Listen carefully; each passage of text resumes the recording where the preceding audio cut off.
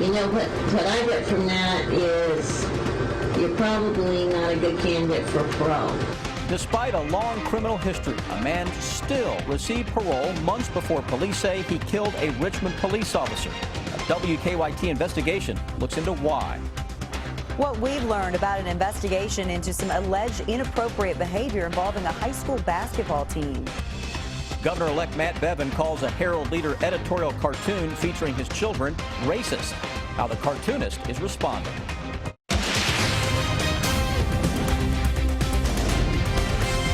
This is WKYT News at 6. Good evening to you. Thanks for being here with us. He has been in and out of prison for years and has a long criminal history. So why did a Madison County man receive parole months before investigators say he killed a Richmond police officer? Raleigh Sizemore now faces a murder charge for the shooting death of Officer Daniel Ellis earlier this month. WKYT has obtained a recording of Sizemore's parole hearing from last spring when parole board members questioned Sizemore's criminal history before granting him parole. Miranda Combs has a WKYT investigation. Raleigh Sizemore, 210016. It's 18 minutes of audio recording. In that time, Raleigh Sizemore would make his case for release from state prison. In April of this year, he had served less than 3 years of his 10-year sentence for manufacturing methamphetamine and criminal mischief. You've been on probation one time, and you've been on parole 2 times. Yes, ma'am.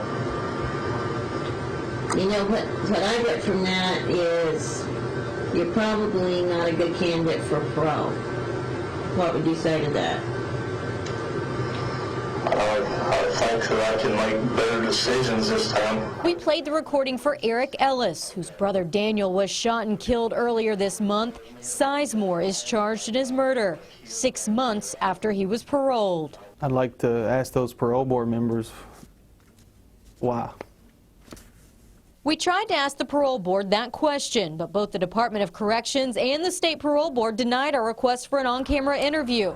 But we did obtain the recording from that April parole board hearing and these records from the administrative office of the courts. This is Sizemore's criminal history in Kentucky. 32 pages of arrests, charges, and jail time going all the way back to 1997 when he was 16. He served time in a state prison 5 times. His latest indictment says he's had 12 previous felonies. The charge of being a first-degree persistent felony offender has been dismissed twice since 2011. Earlier this week, a Madison County grand jury returned an indictment against Sizemore, charging him with Ellis's shooting, an attempted robbery, and a domestic occurrence that happened 2 days before that November 4th shooting. Why does he get a second and third and fourth and fifth and sixth and seventh chance? I look at your criminal history and I think about why you're in prison, and when you have been arrested so many times, it's not even funny. I mean, just arrest after arrest after arrest after arrest. I'm the worst criminal in the world. It seems like everything I do, I get caught for it. It's almost like he's laughing in the face of our system. Like, why is he not in prison? I'm done with this life. Everything I do, I get caught for it. And I try to work and I try to do everything I'm supposed to, and I just slip back in every time. We are going to recommend you for parole. Please, please, please, Mr. Sizemore, for your sake, you know, let's really put your heart into it this time. Fayette Commonwealth's attorney Ray Larson can't speak to what happened with Sizemore, but he's been dealing with repeat offenders for decades. Does that burn you up? Sure, it burns me up.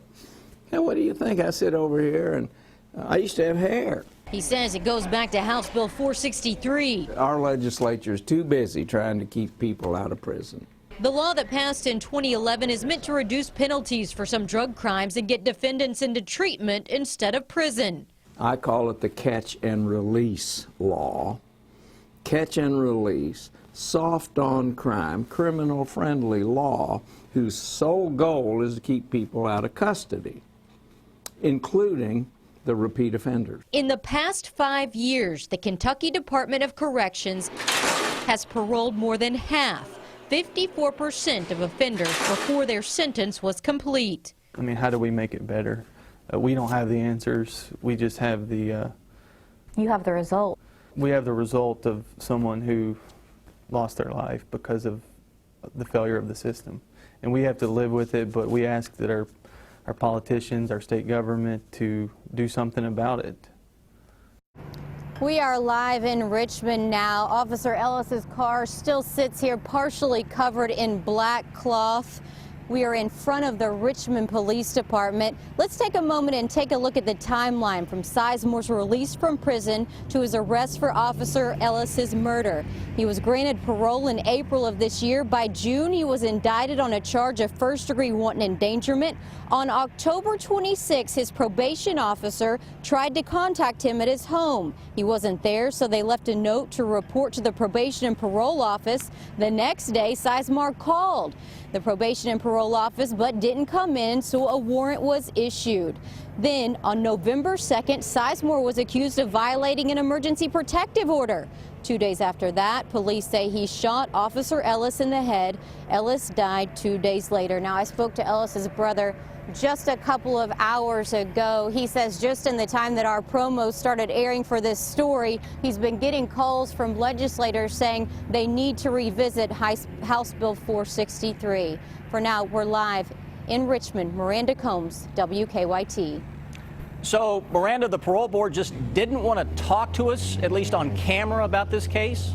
Right. The Department of Corrections didn't want to go on camera. In fact, they would only respond to our email requests. But the Department of Parole did not want to comment at all on this issue.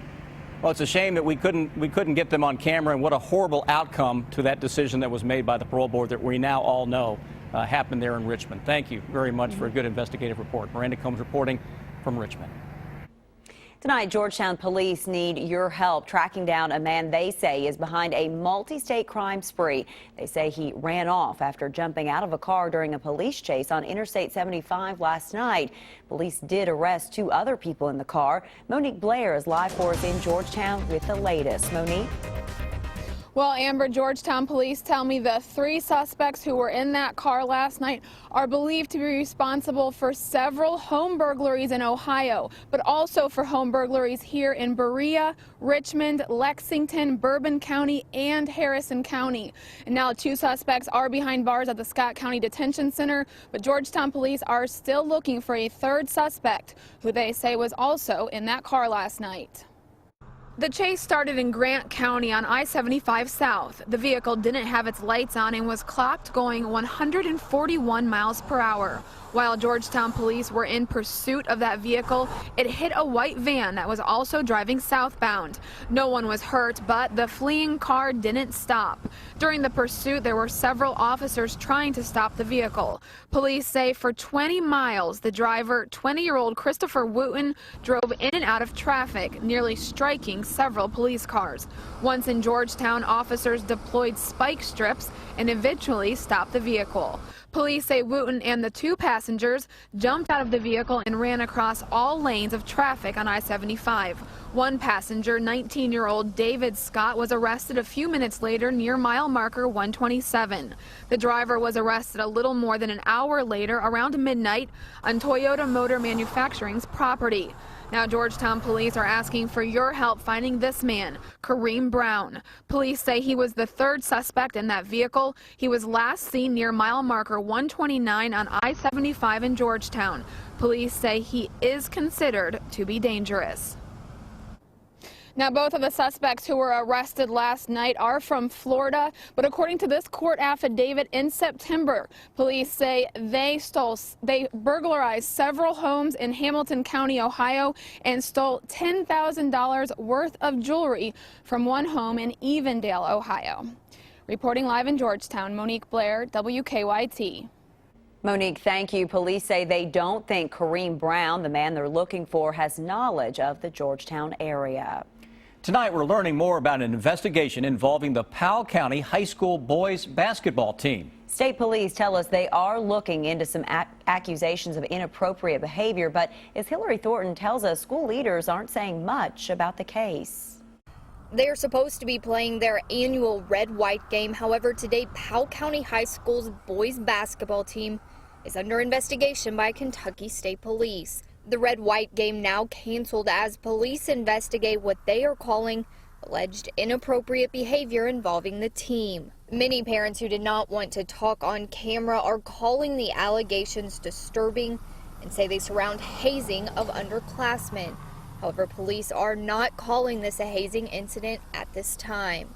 Now, some parents of players we spoke to say they are mad because this is all casting a bad light on the entire team when they claim it only involves a few players. Students here at Powell County High School say this investigation is the talk of the school and that it is frustrating for everyone involved.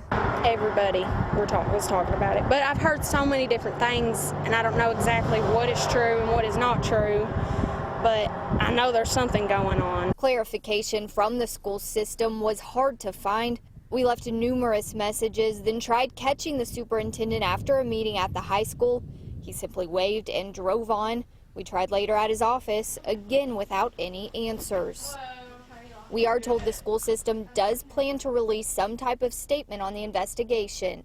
In Powell County, Hillary Thornton, WKYT. And at last check, the school system had not indicated when that statement might be released. Tonight, an editorial cartoon in today's Lexington Herald Leader that featured Governor-elect Matt Bevin's adopted children is causing some controversy. This is the cartoon drawn by editorial cartoonist Joel Pett. Governor-elect Matt Bevin calls it racist. And now Pett is responding to that claim. Garrett Weimer joins us live with the latest on what's happening. Garrett? That cartoon, as you said it, Sam, has created a lot of controversy. In a statement, Matt Bevin shamed Joel Pett for drawing it.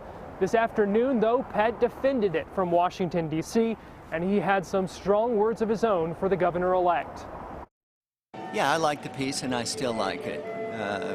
The strongest possible way I could think of to denounce the efforts to blame Syrian refugees for these attacks in Paris. Pett's cartoon shows Bevin hiding under his desk from several pictures with the caption, "Sir, they're not terrorists, they're your own adopted kids." I also want to thank each of my children who have endured an amazingly long slug. The governor-elect thanked his kids in his election night victory speech.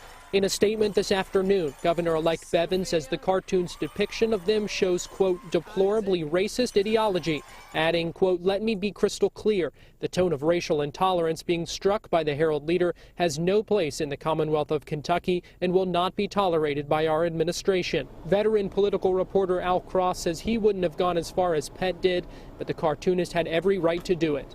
We have a very strong tradition in this country of editorial cartoonists pushing the envelope because it really makes people realize the issues involved and the personal backgrounds that may enter into the consideration of those issues. The cartoon was not about his children, it was about him and his fear of Syrian refugees. The children were mere props in it, much the same way they were props in his campaign commercials.